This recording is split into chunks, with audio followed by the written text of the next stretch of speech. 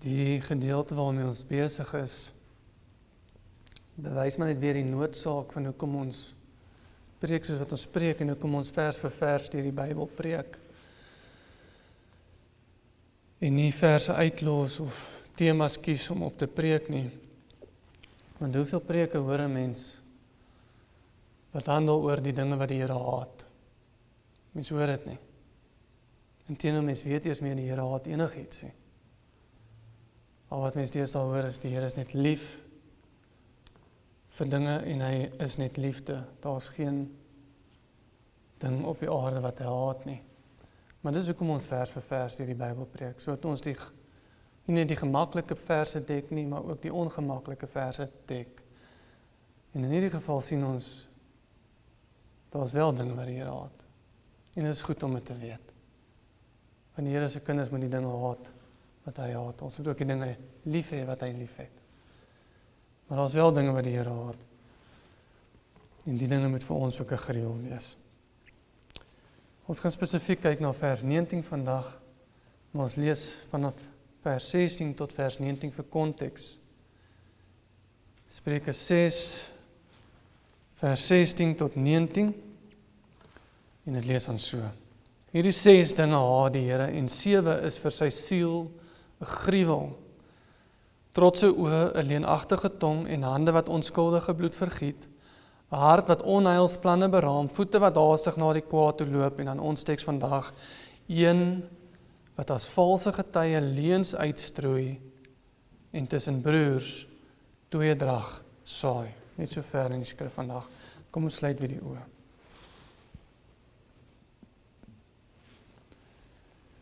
Here, ons kan U net loof en prys vir die woord wat U vir ons gegee het in die genade. Here, dat ons kan weet wie U is.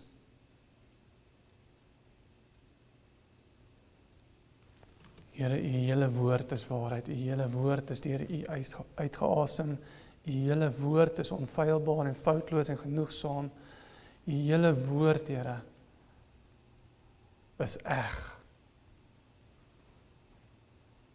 En Here, ons kan U maar net dank dat U Uself aan ons openbaar, dat ons 'n begrip en 'n verstaan kan hê van wie U is, en wat die dinge is waarin U welbehaal het,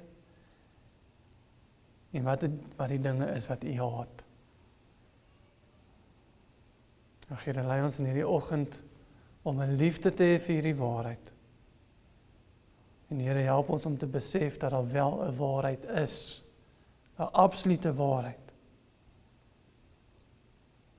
Want Here, U is nie onseker oor wat reg en verkeerd is nie. U is nie onseker oor die dinge wat U 'n liefde voor het en die dinge wat U haat nie. U waarheid staan vas, dit is onveranderlik. En Here, mag dit ook vir ons vas staan en mag ons dit ook aanneem as onveranderlik.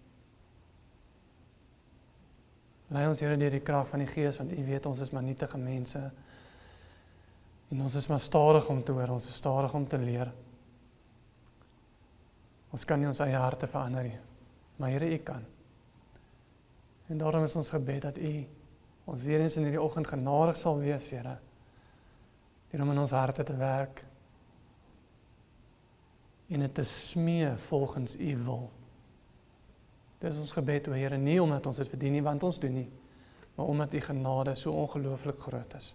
In Jesus Christus se naam alleen bid ons dit. Amen.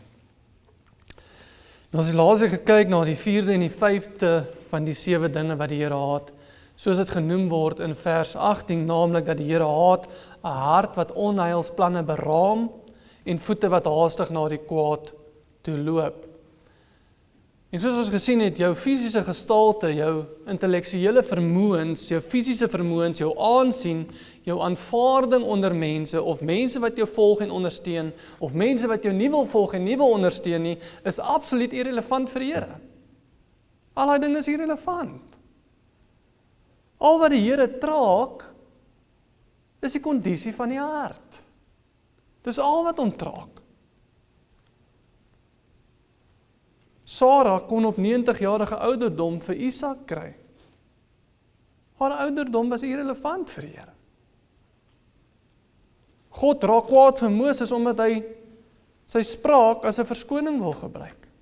Gideon sê vir die Here in Rigter 6 vers 15, ag Here, waarmee sou ek Israel verlos? Kyk, my geslag is die swakste in Manasse, en ek self die geringste in my familie. Paulus het 'n ondergemiddelde gestalte gehad, en was swak van spraak, leer Korinteërs ons. Dawid was maar 'n seun toe hy teen Goliat beklei. Jeremia sê in Jeremia 1 vers 6, ag Here, Here, voorwaar, ek kan nie praat nie, want ek is jonk, sê Jeremia. Hierdie dinge is vir die Here irrelevant. Want soos die Here ook vir Samuel gesê het in 1 Samuel 16 vers 7, want nie wat die mens sien, sien God nie, want die mens sien aan wat voor oë is, maar die Here sien die hart aan. En soos God toe ook vir Jeremia gesê het, nadat hy gekla het oor sy jonkheid, moenie sê ek is jonk nie, want na wie ek jou ook al stuur, moet jy gaan, en wat ek jou ook al beveel, moet jy spreek. Wees vir hulle nie bevrees nie, want ek is met jou, om jou uit te red, spreek die Here. As ons harte reg is, en ons 'n bereidwilligheid het om te arbei vir die koninkryk van die Here, dan is jou spraak en jou goeie en jou swakpunte en jou gestalte en jou invloed onder mense absoluut irrelevant.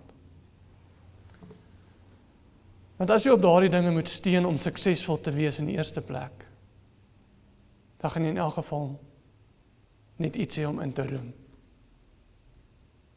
As jy op daardie dinge moet steun, dan gaan jy in elk geval net hoogmoedig wees.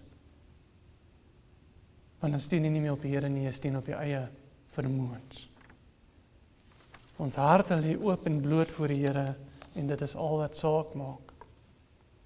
En aangesien alle dinge voor die Here is, en alle mag in sy hande is, soos ons ook gesing het vanoggend, is dit ook binne sy mag om ons harte te verander. Indien ons harte nie is waar dit moet wees nie.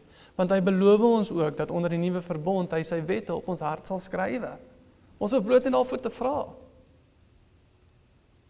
Jakobus sê, vra vir wysheid, en ek sal dit vir julle gee. En as dit sy wil is, dan kan ons ook daarvoor bid. Want dit is juis die gebede wat volgens sy wil gebid word, wat verhoor word.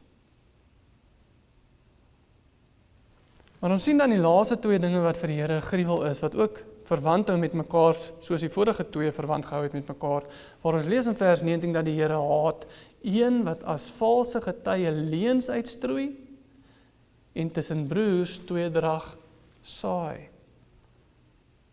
En weer eens sluit dit aan by die 10 gebooie, soos ons onder andere lees in Eksodus 20 vers 16, waar staan, jy mag geen valse getuienis teen jou naaste spreek nie.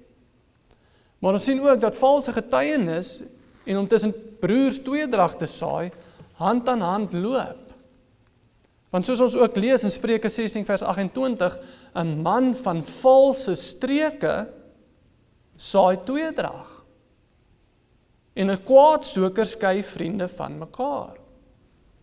So wanneer ons teks praat van die feit dat die Here die een haat wat as valse getuie leuns uitstrooi en tussen broers tweedrag saai, steun dit waarskynlik op die 10 gebooie waar ons lees in Eksodus 20 vers 16, jy mag geen valse getuienis teen jou naaste spreek nie, menende moenie sê iemand is skuldig indien hulle nie skuldig is nie.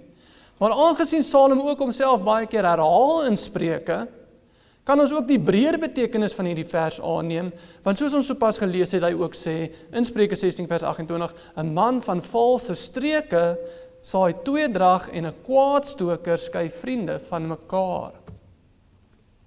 Hierdie konsep strek dus breër as om bloot te sê dat jy nie iemand vals by die polisie moet gaan beskuldig nie.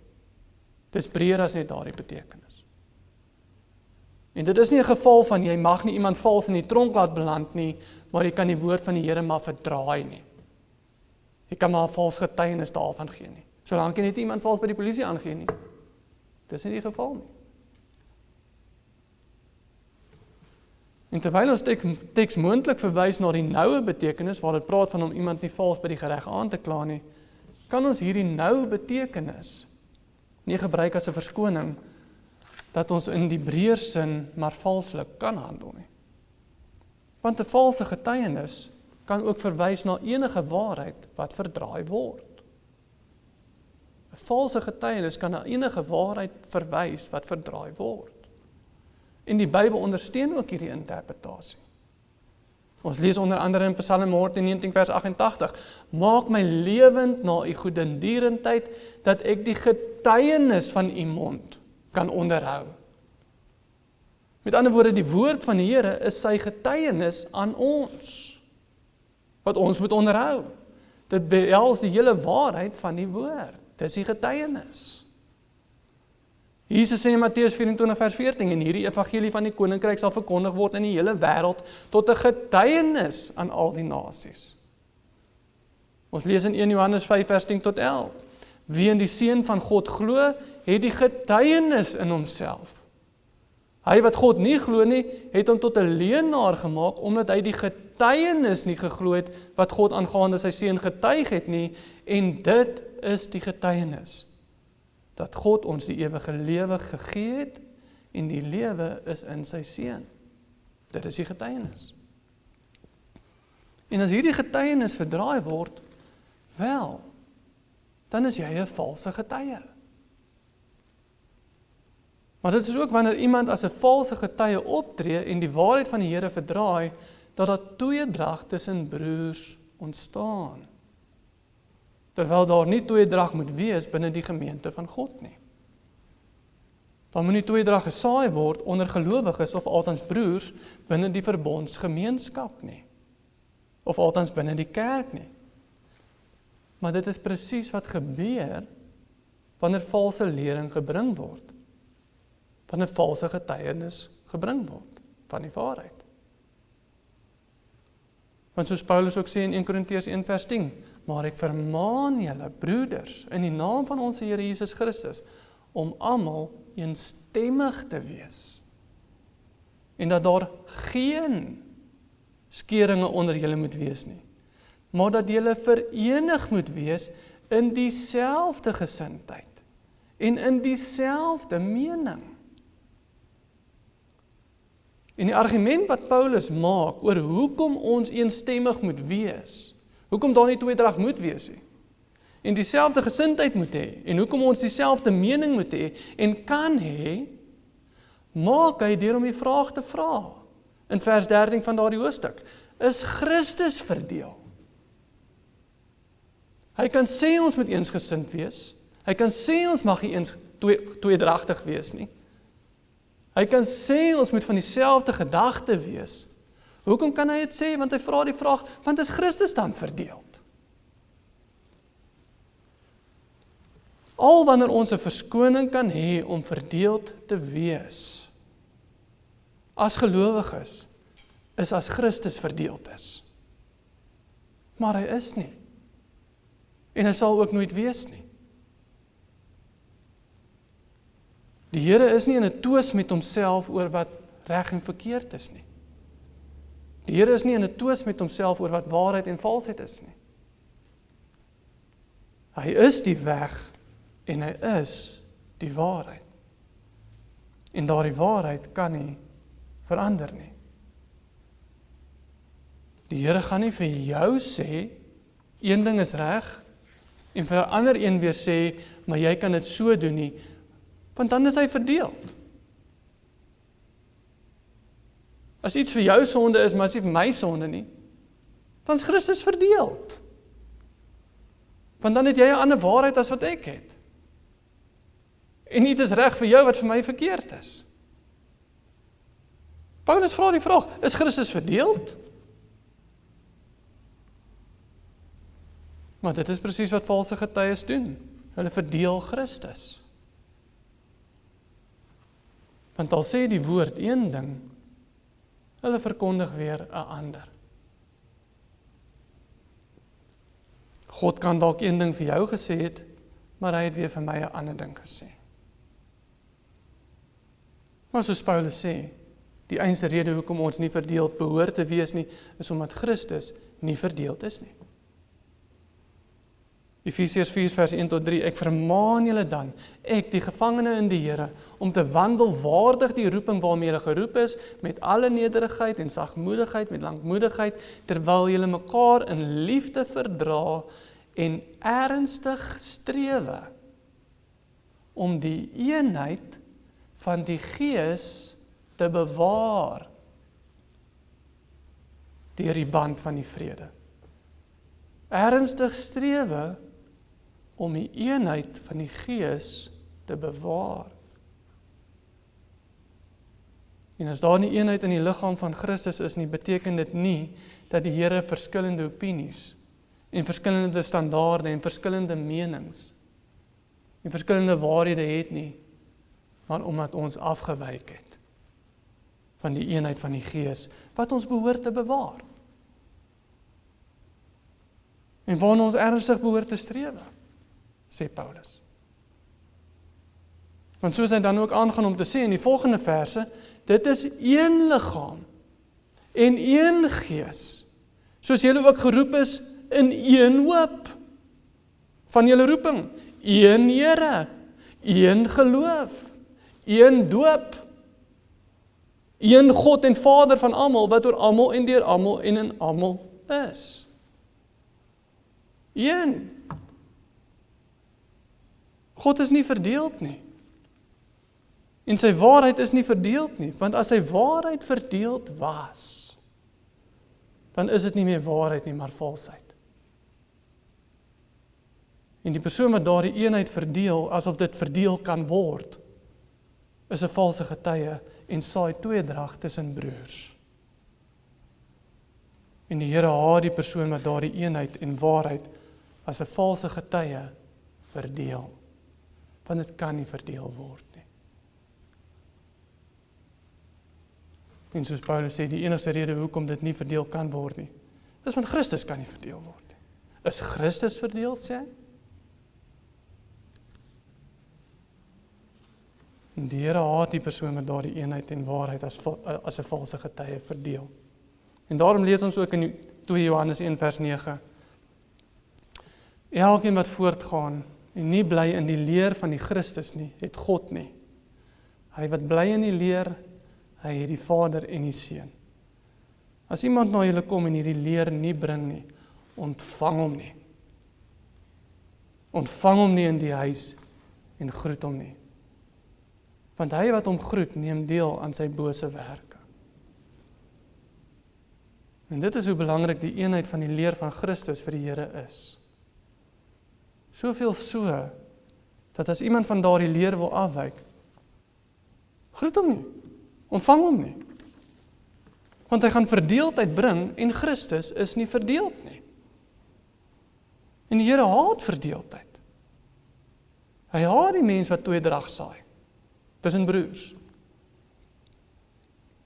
Paulus sê vir die mense in Filippi en Filippense 2 vers 2, maak dan my blydskap volkome deur eensgesind te wees en dieselfde liefde te hê, een van siel, een van sin, of een van gedagte, soos baie vertalings dit vertaal.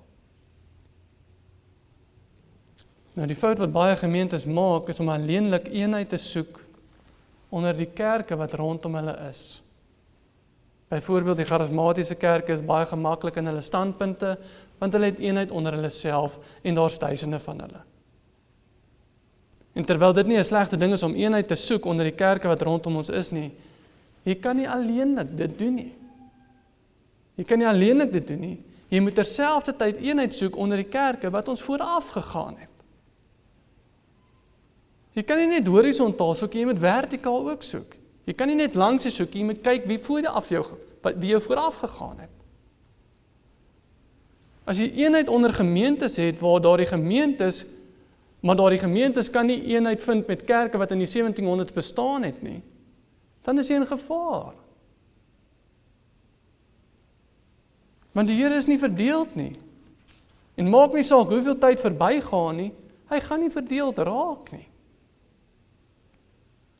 Hy gaan nie 'n spesifieke waarheid hê vir die kerke in die 1500s, gedurende die reformatie, maar 'n ander waarheid vir die gemeente is wat in 2026 bestaan nie. Want hy is nie verdeeld nie. Nie vandag nie en ook nie oor tyd nie. Hy is nie verdeeld nie, ooit nie. En wanneer Paulus sê, dit is een liggaam en een gees, soos julle ook geroep is in een hoop van julle roeping, een Here, een geloof, een doop, een God en Vader van almal, wat oor almal en deur almal en in julle almal is, dan verwys hy na die Here wat nie kan verander nie. Ongeag hoeveel tyd verbygegaan het nie.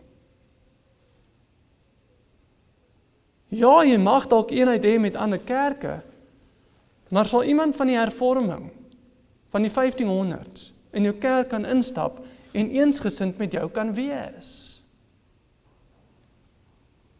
En in eenheid saam die Here kan aanbid, soos jy hom aanbid. Want al is jou of ons gemeente nie vreemd of anders as baie ander kerke nie, en al is daar baie ander kerke wat dieselfde as jy glo, dit is nie noodwendig 'n veilige vraag om te vra nie. Die veilige vraag is jy ook ononderskeibaar van die gemeentes wat jy vooraf gegaan het? Want God se waarheid verander nie oor tyd nie. Hy is nie verdeeld soos wat tyd aangaan nie. Sy waarheid verander nie soos wat geskiedenis plaasvind nie. Hy is dieselfde gister en vandag en môre, tot in aller ewigheid. Hy kan nie verander nie. Daar is net een geloof. Die Here het die eenheid onder broers lief. Hy het die eenheid onder broers lief, want hy is een, en hy is onverdeeld. Die Here se waarheid is 'n absolute waarheid. En waar daar die waarheid as 'n eenheid onder die gemeente en gemeentelede bewaar word, en as 'n eenheid onder gemeentes bewaar word, en as 'n eenheid onder gemeentes oor tyd bewaar word, kan daar die samekoms van gelowiges, waar daar die eenheid bewaar word, nie anders as om geseënd te wees nie. Dit moet geseënd wees. Ek sê weer, waar daar die eenheid bewaar word, wat die Here lief het, onder gemeentelede en onder gemeentes oor tyd, waar dit bewaar word daar die eenheid, kan dit nie anders as om geseënd te wees nie. Dit moet geseënd wees. Kan nie anders nie. Maar ons moet dit bewaar.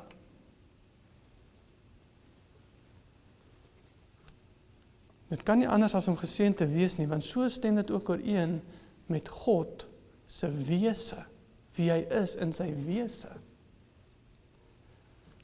Want daar is geen verdeeldheid in die drie-eenigheid nie. Inteendeel, die woord eenigheid kom in die woord drie-eenigheid voor. Jesus bid en sê in Johannes 17 vers 17 tot 21, heilig hulle in u waarheid, u woord is die waarheid. Heilig hulle in u waarheid, u woord is die waarheid. Soos u my gestuur het in die wêreld, het ek ook hulle in die wêreld gestuur, en ek heilig myself vir hulle, sodat hulle ook in waarheid geheilig kan wees. Maar ek bid nie vir hulle alleen nie, maar ook vir die, ons. Ek bid nie vir hulle alleen nie, maar ek bid ook vir die wat deur hulle woord in my sal glo.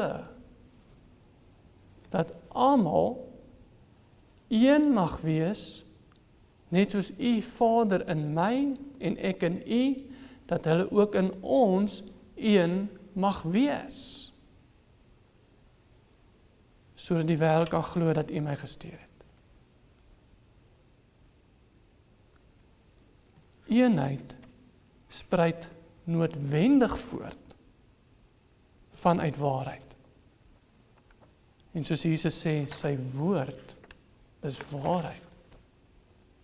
En Jesus se gebed, nie net vir die disippels nie, maar ook die wat na hulle sal glo, Jesus se gebed vir ons, is dat ons een mag wees.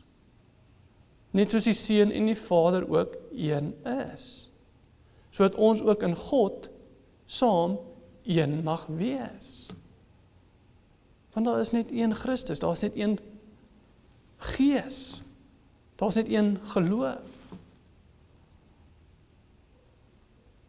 Die Here se liefde vir eenheid spruit voort vanaf sy wese en vanaf sy waarheid. En enigiets wat teenstrydig daarmee optree, kan nie in die oë van die Here welbehaaglik wees nie. Inteendeel, hy haat dit, sê ons skrif. Hy haat enigiets wat die eenheid verbreek, want hy is een.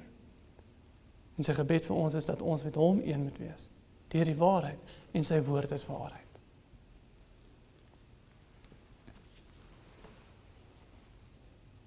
Die Here haat enigiets wat teenstrydig is met daardie eenheid. Maar dit is presies wat onder verskillende denominasies gebeur. Hierdie denominasie glo hierdie ding, daardie denominasie glo daardie ding. En so sit ons ook met duisende verskillende denominasies. Maar die realiteit is, almal kan nie reg wees nie. Almal kan nie reg wees nie. Want Christus is nie verdeeld nie. Christus het nie een waarheid vir hierdie denominasie en 'n ander waarheid vir 'n ander denominasie. Die realiteit is, en min mense wil dit sê, almal kan nie reg wees nie. As jy een ding glo en ek 'n ander ding glo, moet een van ons verkeerd wees. Maar die manier hoe baie gemeentes hierdie probleem hanteer, is deur om te sê dat Jesus is verdeeld. Mense is so bang om te sê dat iemand verkeerd is, dat hulle eerder sal argumenteer, albei is reg. Jesus is verdeeld. Jy kan reg wees, maar hy kan ook reg wees. Jesus is verdeeld. Maar as jy sê ons kan in tale bid, en ek weer sê dat om te babbel nie tale bid is nie, dan moet een of albei van ons verkeerd wees. Ons albei kan nie reg wees nie. Dis eenvoudige logika. Maar so is mense ook geneig om teen eenvoudige logika te gaan, deur om te sê, jy het jou waarheid, en ek het my waarheid, terwyl die twee nie eens vereenselwigbaar met mekaar is nie. Want weer eens, as twee teenoorgesteldes albei waar kan wees, dan beteken dit, Christus is verdeeld. Maar hy is nie. En as Jesus vir ons kan bid, dat ons die waarheid moet ken, en dat sy woord die waarheid is, sodat ons een met hom en met die Vader kan wees. As Jesus daai eenheid vir ons kan bid, dan kan ons dit nie net bid nie, dit moet vir ons 'n prioriteit wees. Want as ons nie die waarheid ken nie, en geheilig word deur daardie waarheid nie, dan kan ons nie een met die Vader en die Seun wees nie. Want dis juist deur die eenheid van daardie waarheid, wat ons een met die Seun en die Vader is. As ons nie die waarheid ken nie, en geheilig word deur daardie waarheid nie, dan kan ons nie een met die Vader en met die Seun wees nie. As iemand wat homself 'n Christen noem, na jou toe kom en sê, jy het jou waarheid en ek het my waarheid. As iemand wat homself 'n gelowige noem, na jou toe kom en dit sê, jy het jou waarheid en hierdie is my waarheid. Maar ons aanbid dieselfde Here. Besef, julle aanbid nie dieselfde Here nie. Want hy praat van 'n God wat verdeeld kan wees. En God is nie verdeeld nie. Daar is net een waarheid, en dis 'n absolute waarheid, en dit kan nie verander nie. So as iemand na jou toe kom en sê, jy het jou waarheid en ek het my waarheid, maar ons aanbid dieselfde God, besef julle aanbid nie dieselfde God nie. Want God is nie verdeeld nie. God het nie verskillende waarhede vir verskillende mense nie. Dis 'n ander God, as die God van die Bybel, wat 'n absolute waarheid het. Die God van die Bybel is nie verdeeld nie. Inteendeel, die Here haat verdeeldheid. Die Here van die Bybel, die skepper van die hemel en die aarde, se begeerte is juist sodat ons een met hom kan wees. En die enigste manier hoe dit gebeur, is deur die absolute waarheid. En daarom bid Christus ook, heilig hulle in die waarheid, u woord is waarheid, sodat hulle een met ons kan wees. En daarom kan Paulus ook sê, as iemand na julle kom en hierdie leer nie bring nie, ontvang hom nie in die huis nie en groet hom nie. Die Here haat 'n leenagtige tong en hy haat die persoon wat tweedrag saai, want die Here self is nie verdeeld nie. En die waarheid van sy woord is nie verdeeld of buigbaar nie. Dit is nie smeebaar nie. Gaan ons die volle waarheid hê? Of gaan ons perfek in die waarheid wees? Nee. Maar wat ons nie kan doen nie, is om te ontken wie die Here is. Ons mag dalk nie elke enkele waarheid hê nie, of al weet nie. Maar wat ons nie kan doen nie, is om te ontken wie die Here is. Want as jy jou waarheid het, en ek het my waarheid, en God sê vir jou een ding, terwyl hy vir my 'n ander ding kan sê, dan ontken jy die Here. Want God is een, en sy waarheid is een, en sy begeerte vir ons is dat ons saam met hom een moet wees. So 'n persoon se getuienis van die evangelie is vals, hy is 'n valse getuie. En al klink jy soos 'n tegemoetkomende gelowige deur om te sê, ons kan albei reg wees, en jy het jou waarheid, en God gee vir my waarheid, jy saai steeds tweedrag. Want die God van die Bybel kan nie vereenselwig word met daardie siening nie. So al het jy nie noodwendig al die waarheid nie, laat ons ten minste nie ontken wie die Here is nie. Laat ons nie ontken dat hy wel een is nie, een waarheid het nie, dat daar reg en verkeerd is nie, dat hy 'n absolute waarheid het nie. Kom ons ontken nie dit nie.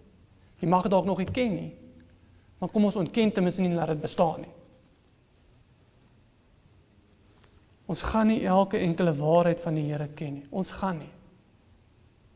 En ons gaan ons opinies verander.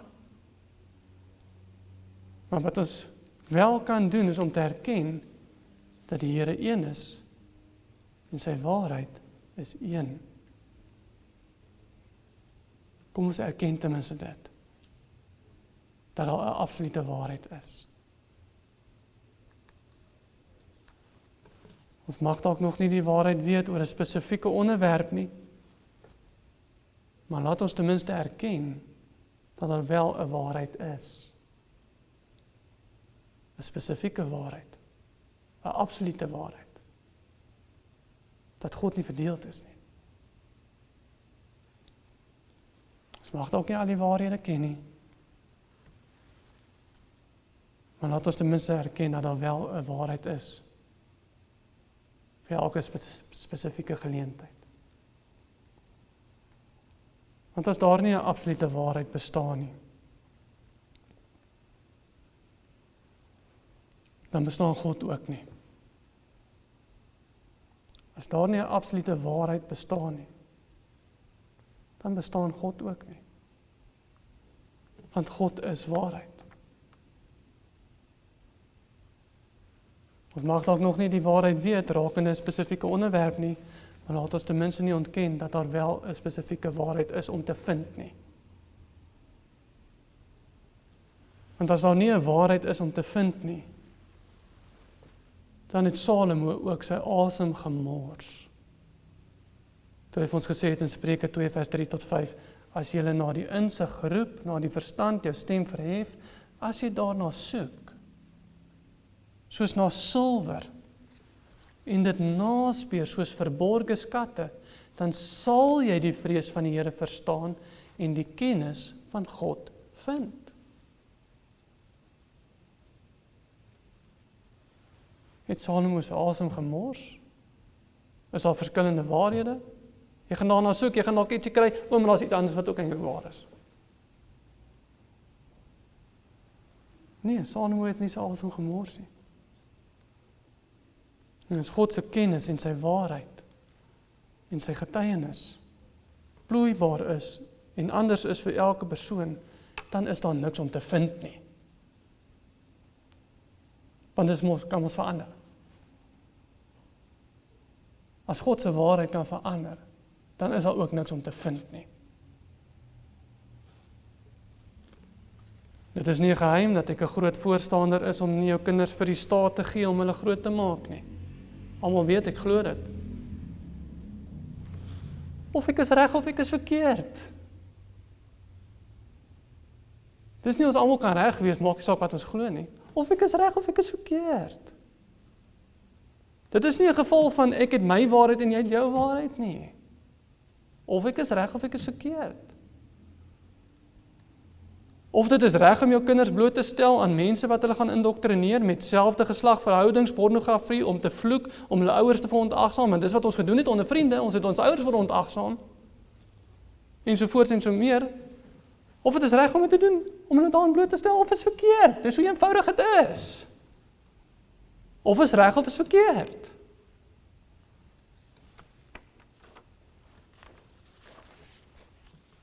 Dit is of reg of verkeerd om dit te doen, maar laat ons nie sê Christus is verdeeld oor hierdie saak, of enige ander saak nie.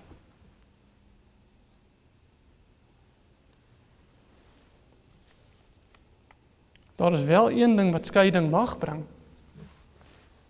en wat tweedrag mag saai, en dit is die waarheid. Die waarheid mag het doen. Die Here haat as valsheid te doen. Maar as waarheid te doen, dit is 'n ander saak. Inteendeel, Jesus self sê in Lukas 12 vers 51 tot 53, dink julle dat ek gekom het om vrede op die aarde te gee? Nee, ek sê vir julle, maar eerder verdeeldheid. Want van nou af sal daar 5 in een huis verdeeld wees, 3 teen 2 en 2 teen 3. Die vader sal verdeeld wees teen die seun en die seun teen die vader, die moeder teen die dogter en die dogter teen die moeder, die skoonmoeder teen haar skoondogter en die skoondogter teen haar skoonmoeder. Maar het Jesus gekom om verdeeldheid onder broers te saai? Nee. Die verdeeldheid is tussen die wat broers is en die wat nie broers is nie. Dis waar die verdeeldheid plaasvind wat Jesus gebring het. Hy het nie gekom om verdeeldheid te saai tussen broers nie. Hy het gekom om verdeeldheid te saai tussen die wat broers is en die wat nie broers is nie. Die verdeeldheid is tussen die wat gelowiges is en die wat nie gelowiges is nie. As mense 'n kerk verlaat omdat valsheid deur die dominee gepreek word, weet daardie dominee. En welgedaan vir die broers wat loop, sodat hulle die eenheid onder hulle self kan behou. En as mense die kerk verlaat omdat die dominee wel waarheid gepreek het, dan is dit nie 'n slegte ding nie. As mense loop oor die waarheid gepreek word, is dit nie 'n slegte ding nie. En weet daardie mense wat die waarheid nie wil aanneem nie. Laat daar verdeeldheid wees. En laat die wolwe onder die skape uitgaan. Dis 'n goeie ding. Die waarheid mag en moet dit doen. Jy mag betrokke wees waar daar tweedrag plaasvind, maar laat ons seker maak. Dit is as gevolg van die waarheid en dat daardie waarheid skeiding maak tussen gelowiges en ongelowiges. Laat ons seker maak daardie waarheid maak skeiding tussen gelowiges en ongelowiges, nie onder gelowiges alleenlik nie.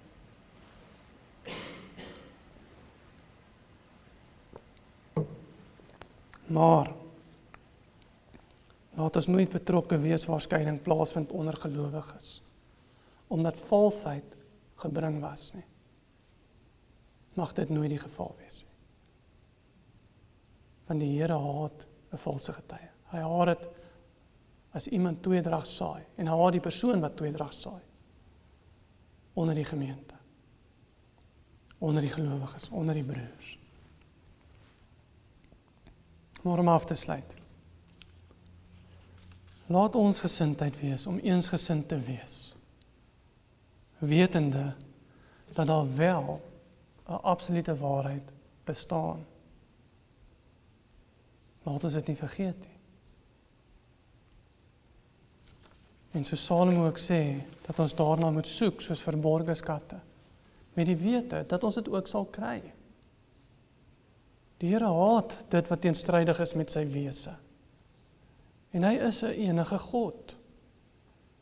En weer eens, soos Paulus sê, ons moet ernstig strewe om die eenheid van die Gees te bewaar, deur die band van vrede. Dit is een liggaam, een Gees, soos julle ook geroep is in een hoop van julle roeping, een Here, een geloof, een doop, een God en Vader van almal, wat oor almal en deur almal en in julle almal is. Daar's net een. En mag dit ons strewe wees van waar God verkondig word as 'n verdeelde God, met verdeelde waarhede, kan daar nie 'n seëning wees nie. Want dit is teenstrydig met wie hy is in wese. Dit is teenstrydig met een geloof.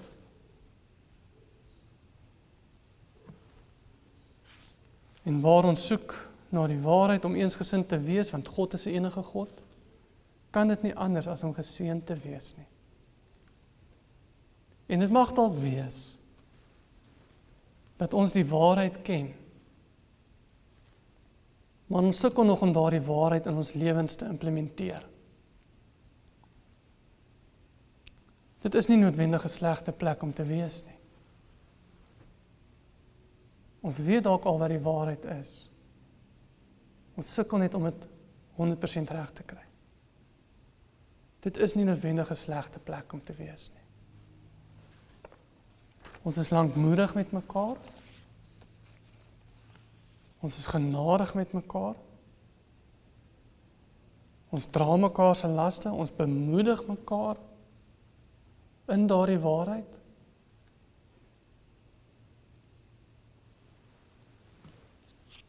Want dis wat eensgesindheid is. Ons stem saam oor die waarheid. Ons eensgesindheid is nie in jou volkome behoud daarvan nie. Ek sê weer, ons eensgesindheid is nie in jou en my volkome sondelose behoud daarvan nie.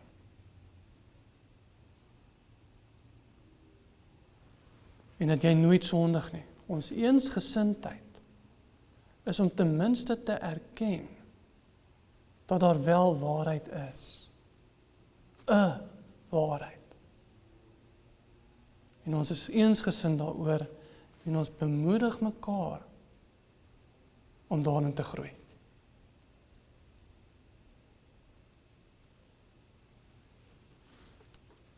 Laastens, Psalm 133 lees so, en ek lees die hele Psalm, 'n bedevaartslied van Dawid. Kyk hoe goed en hoe lieflik is dit dat broers ook saam woon. 'n beter vertaling sê so, kyk hoe goed en hoe lieflik is dit dat broers saam woon in eenheid. Dat broers saam woon in eenheid. Dit is soos die kosbare olie op die hoof, wat afloop op die baard van Aaron, wat afloop op die soem van sy klere. Dit is soos die dou van Hermon, wat neerdal op die berge van Sion. Want daar waar broers in eenheid saamwoon. Want daar gebied. Dis 'n opdrag van die Here. Want daar gebied die Here die seën. Die lewe tot in ewigheid. Kyk hoe goed en hoe lieflik is dit dat broers saamwoon in eenheid, want daar gebied die Here die seën. Hy gee die opdrag dat daar 'n seën moet wees, waar die waarheid erken word, waar ons eensgesind aan is. En mag dit ons harte wees, mag dit ons ingesteldheid wees. Mag ons nie die waarheid ontken nie. Mag ons nie ontken dat daar wel 'n waarheid is om te vind nie. Mag ons nie die Here ontken nie. Want hy is 'n enige God. En sy waarheid verander nie. Amen. Kom ons sluit die oë. O Here, wat 'n seëning is dit om die woord en die waarheid te hê, te weet dat daar 'n waarheid is. Here, ons hoef nie blindelings deur hierdie wêreld te gaan nie. Ons hoef nie blindelings deur die wêreld te gaan en te wonder, maar wat is reg hier en wat is reg daar en kan ek hierdie doen terwyl die ander persoon dit nie kan doen nie. Ons hoef nie onseker te wees nie. Here, ons kan deur hierdie wêreld gaan met 'n absolute sekerheid, 'n absolute wete van wat reg en verkeerd is. Here, wat 'n rus en vrede is dit nie om te hê nie. Wat 'n rus en vrede is dit nie om te hê om te weet dat daar reg en verkeerd is. En dat ons kan weet wat dit is. Dat U ons genadig was om vir ons U woord te gee, sodat ons kan weet waarin U behaal het en wat die dinge is wat U haat. Here, is 'n voorreg om hierdie goed te weet. En Here, mag ons nooit maak asof dit nie bestaan nie. Mag ons nooit U enigheid ontken deur om te sê daar is meer as een waarheid nie.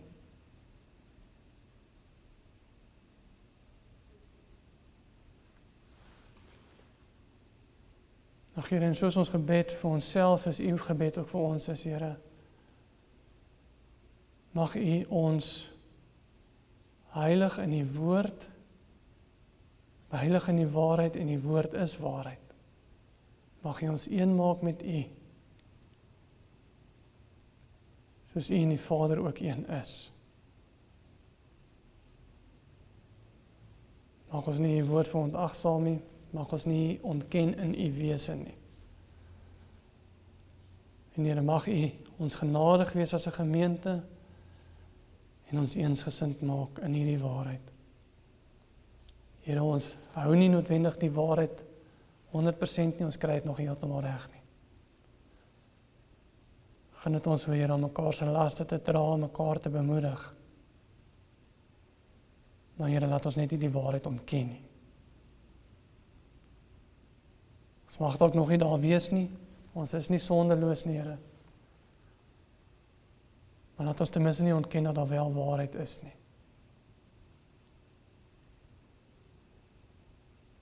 Here, ons loof en prys U vir U genade oor ons. Bind ons harte aan mekaar vas. Mag U ons dit gun om as broers in eenheid saam te lewe. Want Here, daar gebied U die seën. En mag hierdie gemeente seën, sodat ons ook 'n seën vir ander kan wees. Wees ons genadig in dit, Heer, want ons is maar nietige mense, ons is stof en as. Lei ons, Heer, in die waarheid, sodat ons saam met U een kan wees, as 'n gemeente. Ons vra dit nie omdat ons dit verdien nie, want die Here ons doen nie. Omdat die genade so onbeskryflik groot is. Ons vra dit in die naam bo alle name, Jesus Christus. Amen.